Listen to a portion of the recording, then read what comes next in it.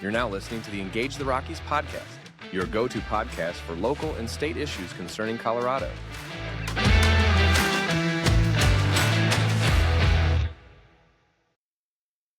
Hello, Rockies. This is Sarah Jane Maroney, your host, and welcome to our interview with Las Animas County Commissioner Felix Lopez. Commissioner Lopez earned his associate's degree from Trinidad State Junior College, a baccalaureate degree from the University of Southern Colorado, and a graduate degree from Colorado State University. After his associate degree, Commissioner Lopez later held various roles at Trinidad State Junior College, including Director of Fiscal Services, Executive Vice President, and President. He also served as Vice President of Student Success at Pikes Peak Community College and Chief Operations Officer at Mount Carmel Health and Wellness and Community Center.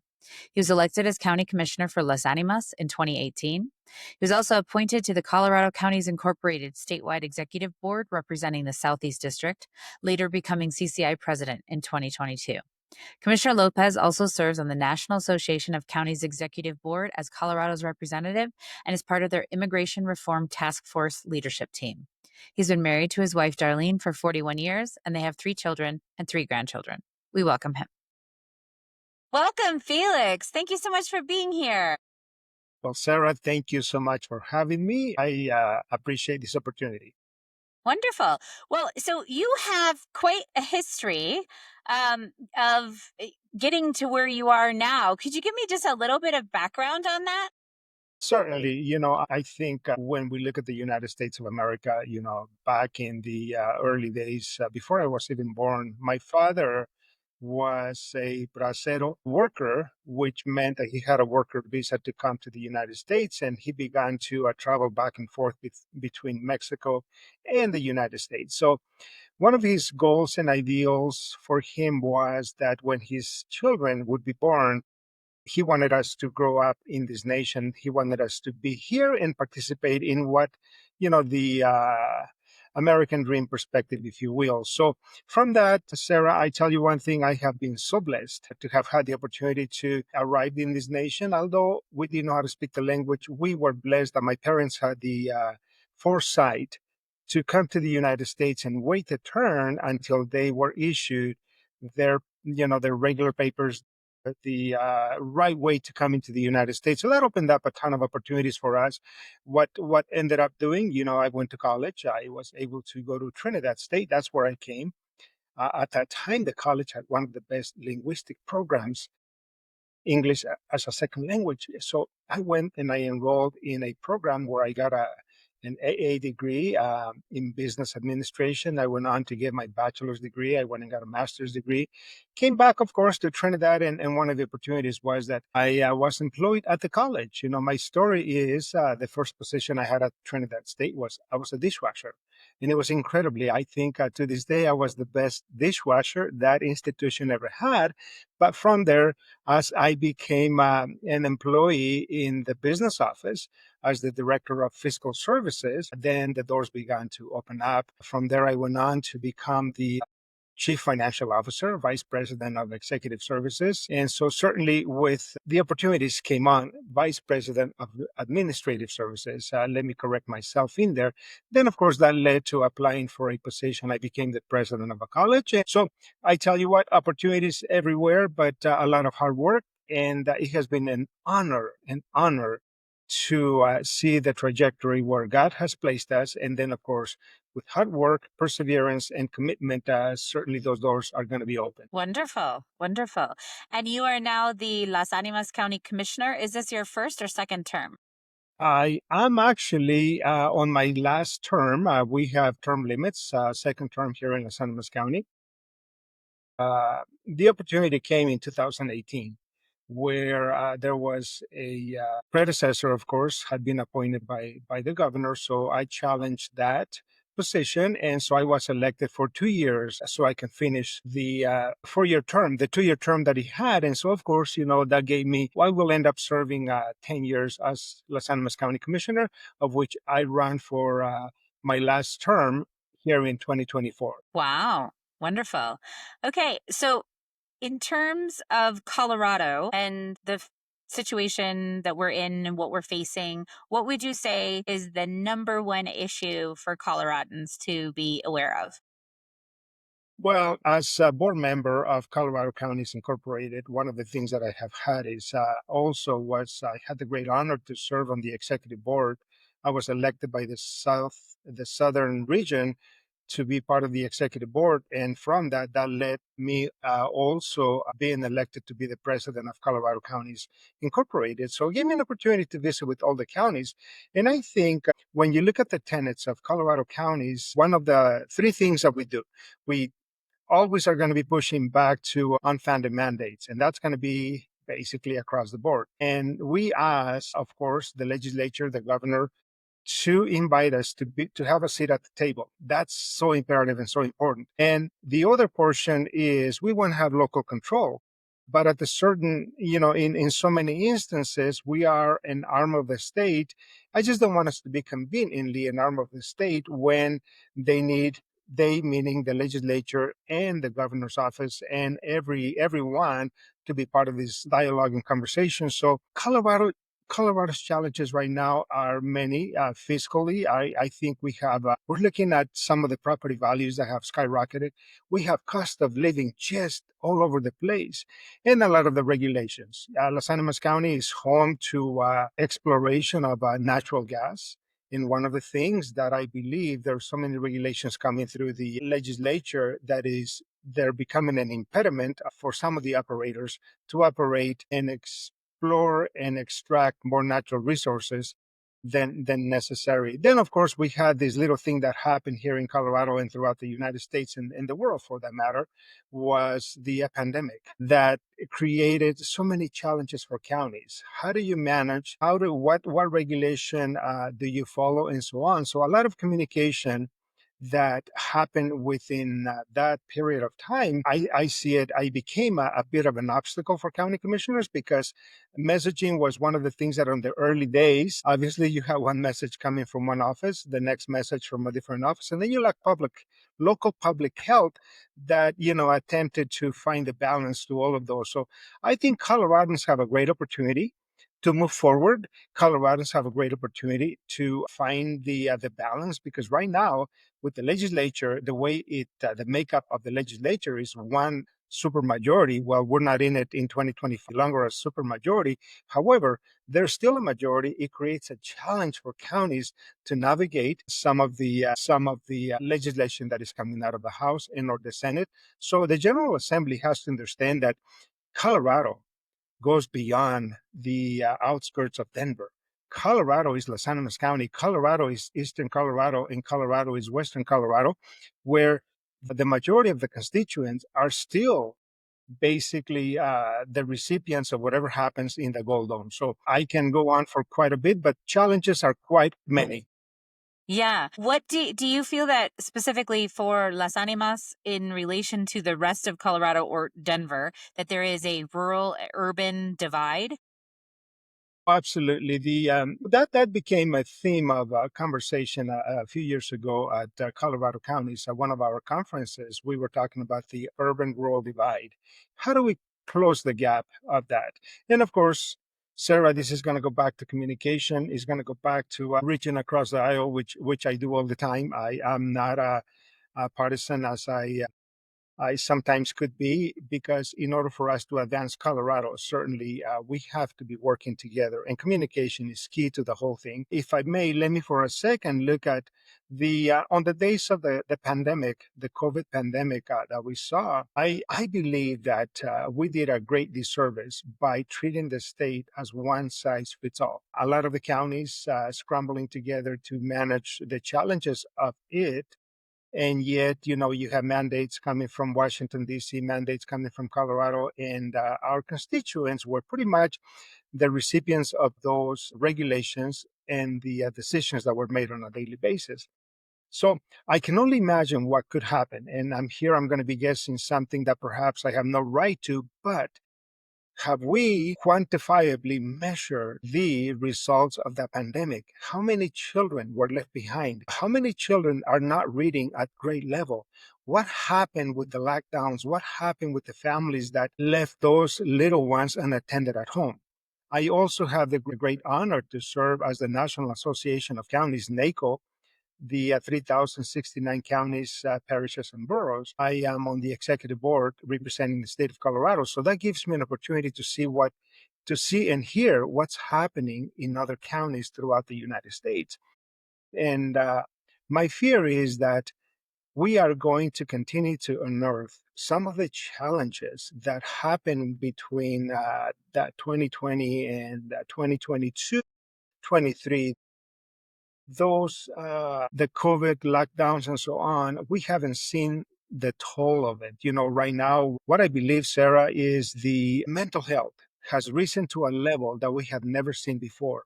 Mental health is one of those challenges. Well, can we attribute some of those challenges that we're seeing today to what happened then? I think, the lesson learned is I would like to see all of us coming together, not only at the state level, but at the national level. What happened then?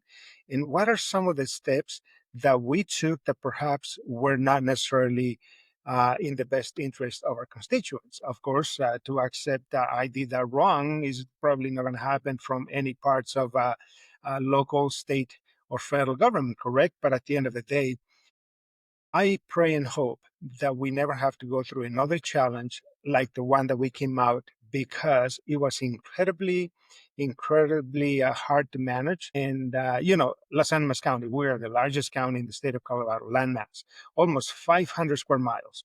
So from the east part of the county to the west part of the county, you can have the farming community transporting their goods and from one side of the county perhaps their livestock. And it's going to take them 2 hours to drive from one side of the county to the other. So those are the challenges that we have, that rural Colorado, we are unique.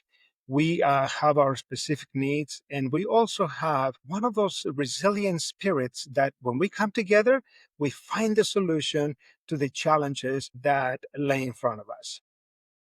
Wonderful. Yeah. So, in terms of your tenure as county commissioner, so you had the 2 years of the previous term and then you're now in your second term. So, that's quite a long time seeing things and looking at aspects of county commissioners' jobs and lots of different decisions. And I've had a conversation with many people about, is politics a team sport or is it an individual sport? And so it's kind of both. It's both and. In keeping with that, what do you think is your biggest accomplishment that you have pushed forward or that you have had a hand in doing?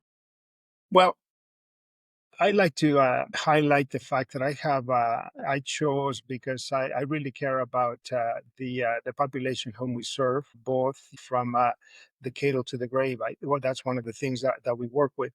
I began to research the opioid epidemic that Colorado has had. And Las Animas County is probably one of the counties that per capita has seen more impact on the opioid side of the house. So I got involved with that. I serve on the opioid Southeast Colorado Region 19. I have served as a regular board member. I was the chair, the vice chair.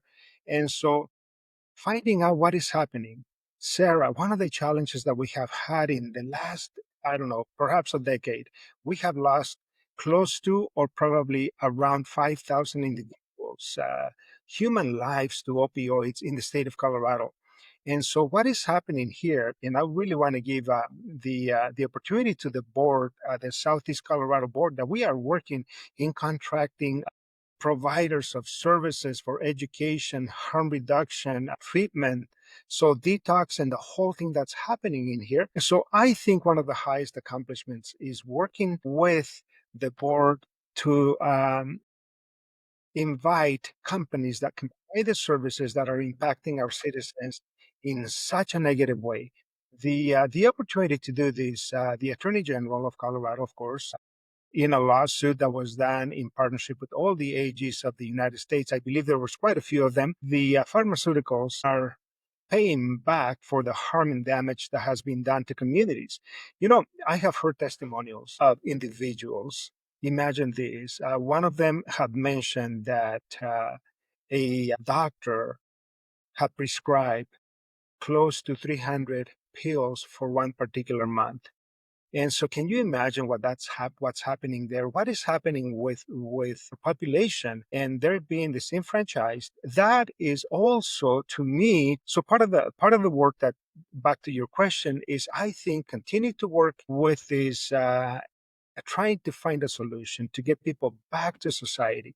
How do we stop the disintegration of the family? And I'm going to say this, but the family has actually crumbled. And that is where the support systems for some of these individuals are being challenged because families do not know the capacity of this opioid and then of course the potency. Last week we had a meeting with what next, if you will. What's going to happen? There is a new drug that is infiltrating the streets of the United States, and we heard that it's already here in Colorado. Is kind of a It's called carfentanil.